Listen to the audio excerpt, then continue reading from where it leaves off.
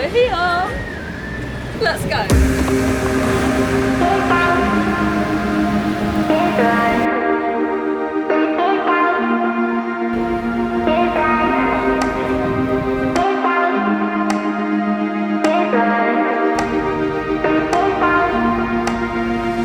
Oh, my name will be here. Where is it? Where is it? Bishop. His first name, is it?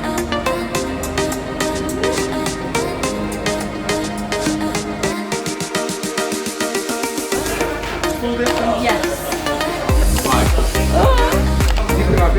Yeah, thanks.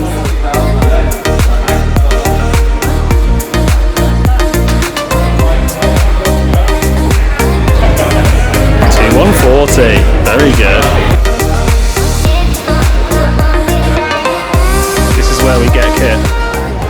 Successful, I would say. Yes. Expo done for the first time. We'll probably go back. I didn't go OTT like in Boston. Very reserved actually. What did you think?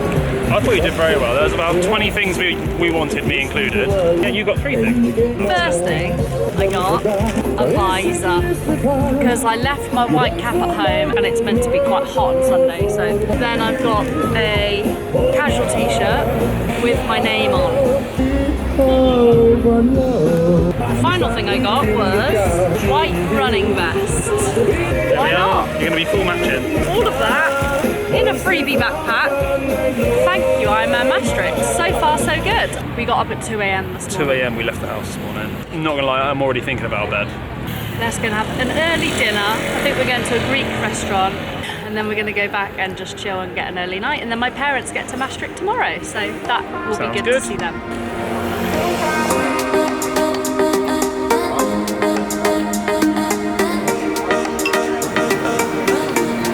I'll be back in Belgium. Belgium waffle.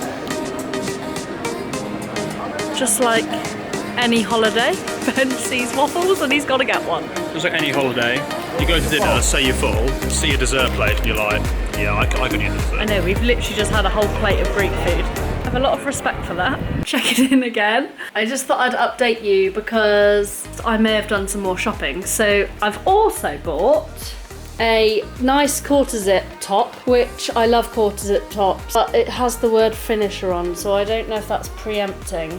A beanie hat, even though it's not the weather, it's kind of my favourite colours. Fridge magnet, a mug, because can you have too many mugs? And a lanyard for my keys at work. This bag we actually got given free. When I say free, it costs loads to enter an Ironman. And in here is what Ben is going to carry on the day. So kind of like my special needs bag. I'm not going to have a special needs bag on the course, but in there is my visor. And I'll take you through my blue bike gear bag and my red run bag later on, and I'll talk through what I've got and all of the nutrition that I plan to eat on course. It is Saturday and we are one day out from the Ironman 140.6. So it is 9:10 in the morning. I have just got back from a 4K easy shakeout run. My legs felt fantastic. Ben's currently doing a 15-mile long run. So I thought I would talk you through my nutrition fueling strategy for tomorrow, the proposed plan, and I'd also talk through what is in my bike bag and my run bag. At 2 o'clock today, I need to drop those off and rack my bike in the transition area. Oh, so actually talking it through will help me remember what's in there, remember what to do. Before the race, I have actually been carbing up the last 2 or 3 days quite a lot. The race starts at 7 o'clock. I'm predicting I will start between 20 past and 7:30. So I will wake up about 4 o'clock and try and get a bagel down me, a bagel and jam and a cup of coffee. I've been off caffeine for a week. It's been a struggle, which I do before any marathon events. I take a week off. So then I basically feel it because your body can become susceptible and get used to the caffeine hit.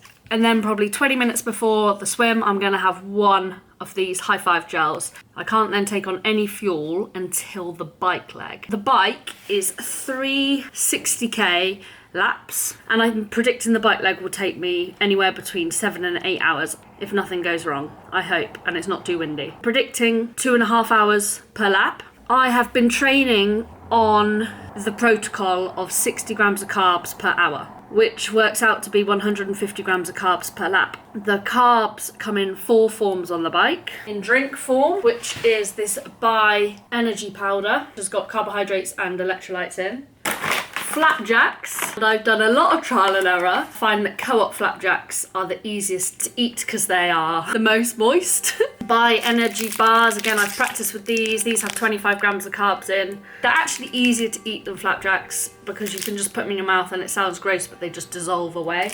Fruit jellies, but specifically Waitrose fruit jellies. And these are great because they're very, very soft. They're not like Jelly Babies, the powder makes your mouth all dry. And they are, brilliantly, 10 grams of carbs per sweet. So if you get fruit jellies from Sainsbury's, they won't be. So the plan is a total of 450 carbs. That's the target on the bike. For lap 1, 75 grams of carbs will come from the drinks powder, already weighed out. This is what I'm using on the bike for my drinks. Boost Your Energy by Sports Drink. And this is a powder that has carbohydrates and electrolytes in. Perfect. 50 grams of carbs will come from flapjacks. So that's 5 flapjacks in a bag called number 1 for lap 1. 1 energy bar, which is 25 grams of carbs, which will be taped to my bike frame. Lap 2, 75 grams of carbs in the drink, 20 grams of flapjack, which is 2 flapjacks, 1 bar again, and this time 30 grams of jellies. And lap 3, we're going to go 50 grams of carbs in the drink, a 25 gram bar, and 50 grams of jellies. So that's 5 jellies. So I have lap 1 and lap 2 bags with me. Ben's going to take this bag with him, and Ben's going to pass me lap 3 bags. My head will say for each lap 1 drinks bottle, and everything in the bags has to go per lap. And then I found on my 100 miler what I could consume really easily. So I have 20 fruit jellies in here. That's 200 grams of carbs. That's going to be with me. And if I can top up at all with those, or if I find I can't stomach a flapjack, I know I need to have a fruit jelly instead. Or if I find that I've got half a drinks bottle left, I know I need to have a fruit jelly instead. So this is like the top up bag on the bike. But if I eat everything on the bike, that's 450 grams of carbs, and then I can dip in and out of that supplementary fruit jellies bag. Look at the view from our hotel room. Road closed because the 70.3 Ironman's happening today, and the runners will run along there.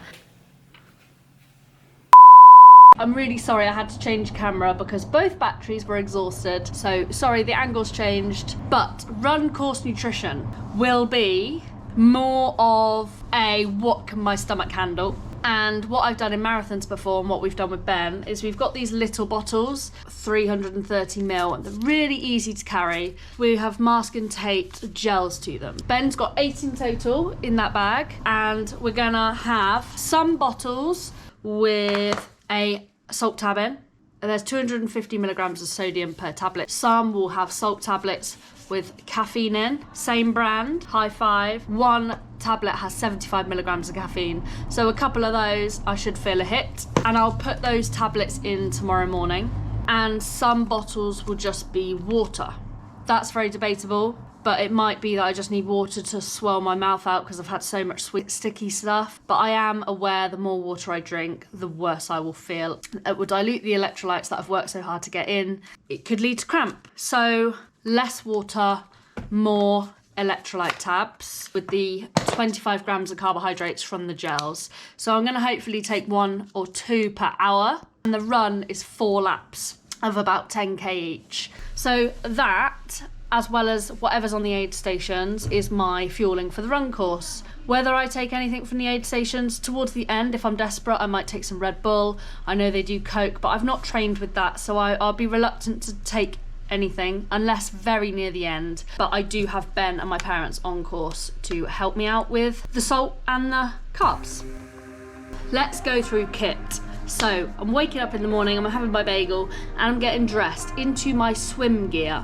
So the start is actually only 1 kilometre away. So I'm actually going to put my swim gear on here. Now I have got my tri shorts, which are 2XU, comfortable to cycle and run in. I'm going to put my sports bra on. Looks very old and tatty, but it doesn't cause much chafing, so I'm going to go with comfort. If the water temperature is lower than 24.5 degrees C, I am allowed to wear my wetsuit. I'm really hoping I can wear my wetsuit. What it does is that it allows me to expend less energy, and I do go a little quicker, and the call is made 1 hour before the race. I've obviously got my swim hat, which they give you with the numbers that they give you. I will also put my goggles on. So I've got dark tinted ones and less tinted ones, so it'll depend on the light, and I will also wear my earplugs too, which helps obviously not get water in your ears, but it also helps with dizziness because you're rocking. They give you tattoos, and apparently these go on your arms and your legs, so I'll also have to put those on tomorrow morning.